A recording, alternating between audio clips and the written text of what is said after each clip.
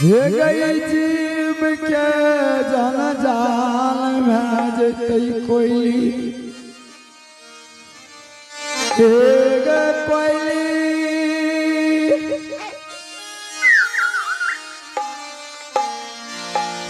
कोयली यमला के भेंट नहीं हुए दबई यमला शामी शामी की पुकार करने आब रहलैया से नहीं त कोयली यमला से आबै से पहले पोपी के सिमान के छोड़ दही बौन खेदली के चल जाए कि यमला से भेंट नहीं है और वहां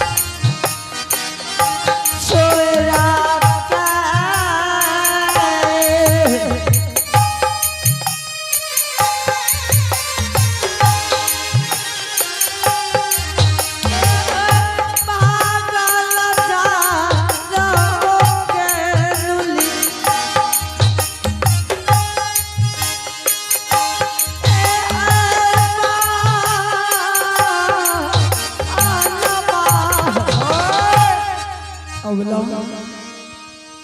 सामने हे अवला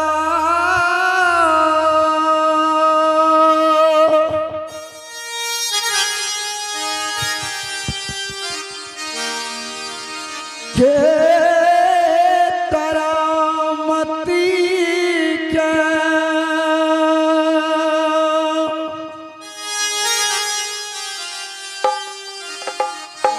पोपी नगरी में है ललका उठा अवला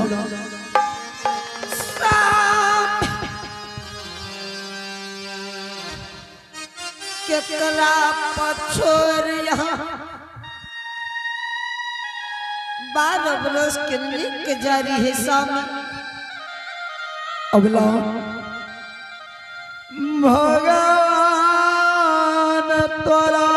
पोपी नगरी में लिखल का हमारा मालिक 12 बरस बन के दिली के लिखल कैया अवला के तोरा मती के हर ललका की झौआ बन जंगलिया बाग सिंह सियार सदुल भग गुजरैया तोरा जो भय खिलता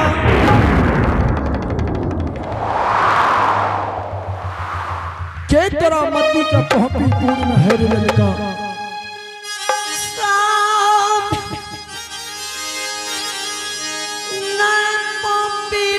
छोट छीन दियर रहे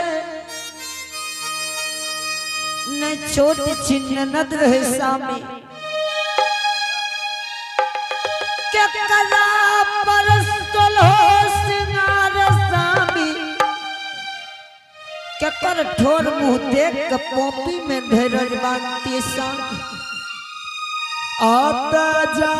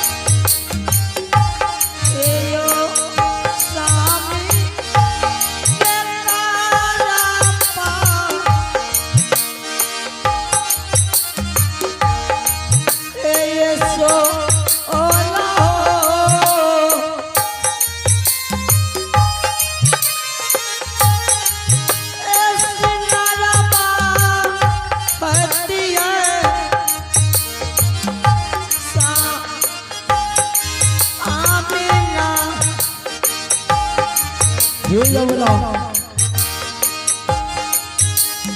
अवला अवला है तोरा भगवान पोपी नगर में लिखल काया हमरा मालिक 12 बरस बन के दिली के लिखल कैया अवला तोहर सुख के भगवान छीन ललका हे अवला तू लौट के पोपी नगर चल जा हमें मालिक की कौल पुरावे या बन खेदली के जा रहल या सामी जो तोरा या मन रहा कि 12 बरस के लिख के हम चल जेबे सामी कथी ले गोना करा के भले भैया बाप के देहरे पर ये सामी हे अवला हाँ सामी अवला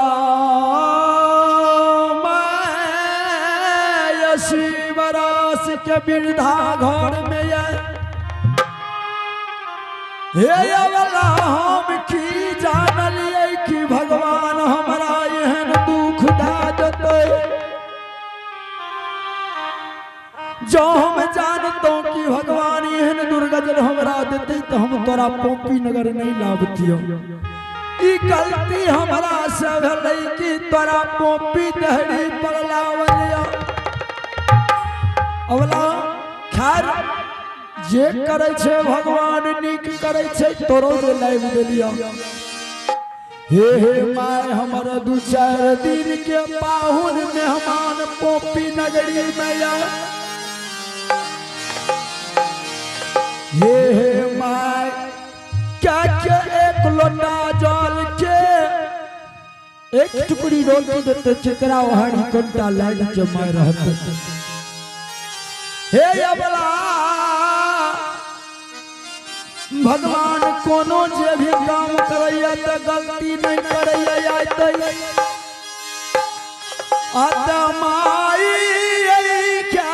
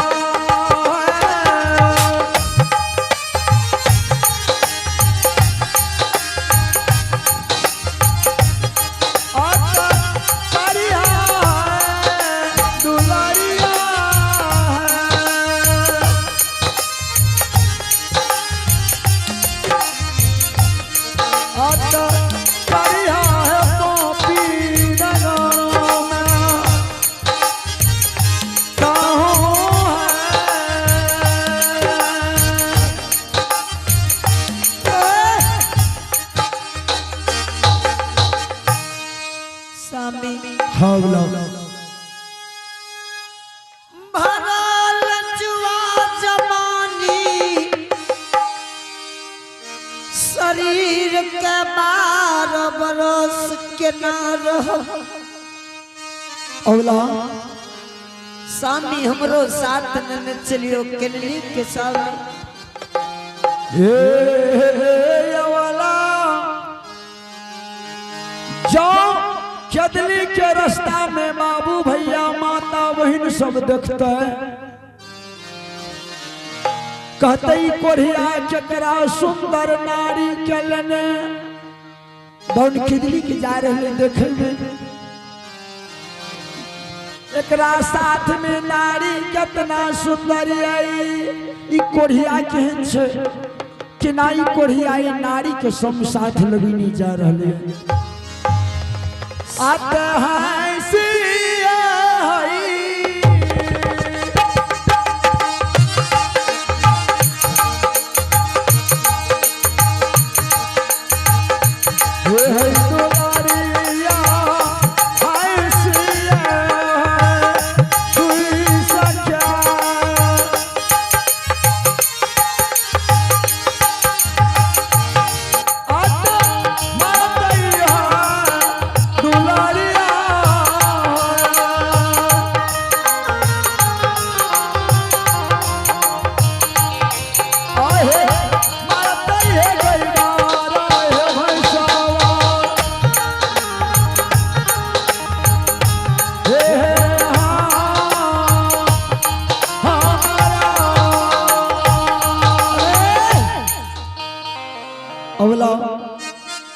हंसा में जो कई बार भैंस मार देखते तो हमारा हंस दूस के मारते सामे जब भगवान राम के 14 बरस बनस के जा रहे सामे साथ सीता मां के ला के गले उनका से 2 वर्ष कम छे सामे अवला भगवान राम के तुलना नहीं करा भगवान रामचंद्र जी उत्तम रामचंद्र जी तीनों लोक की मालिक दुनिया संसार में रहते नर लोग में भगवान के तुलना नहीं करा। अबला तू हमरा संग साथ जाके बन के लिखी करबो। जा तू लौट के पोपी नगर के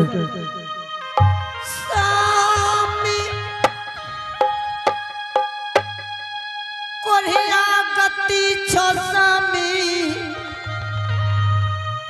जो कोरिया गति में भूख लग जित स्वामी भीख मांग भोजन करेबो।